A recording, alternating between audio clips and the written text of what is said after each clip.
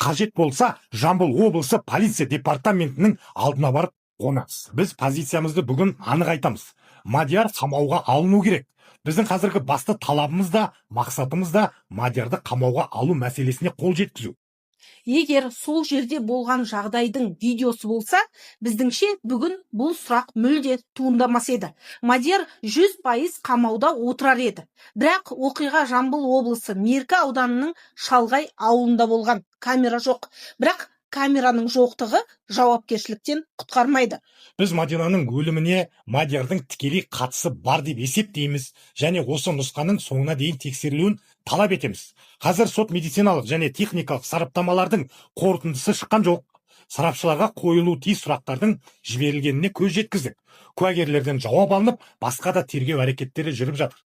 Ал біздің талаптарымыз нақты. Бірінші, Мадиярға қатысты барлық дәлелдер толық әрі объективті зерттелсін.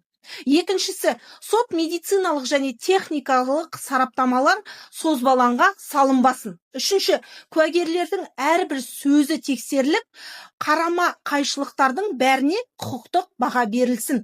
Төртінші, заңды негіздер жеткілікті болған сәтте тергеу Мадиярды қамауға алу туралы санкция мәселесін дереу көтерсін. Бұл істі созуға да, жылы жауап қоюға да мүмкіндік бермейміз. Бір күннің ішінде істің Жамбыл облысы полиция департаментінің басшысы генерал-майор Қайсар Сұлтанбаевтың жеке бақылауына алынуына қол жеткіздік. Бұл іс бізге алынып, біздің осы тергеу басқармасындағы ең тәжірибесі мол, ең білікті, мықты маманға тапсырып, күнделікті бақылауда ұстап, тергеудің сапасын қамтамасыз етеміз толық. Біздің позиция өзгермейді. Мадиярды қамау мәселесін соңына дейін талап етеміз. Тергеудің әр қадамын заңгерлерімізбен бірге бақылауда ұстаймыз. Қажет болса, Жамбыл облысы полиция департаментінің алдына барып қонамыз.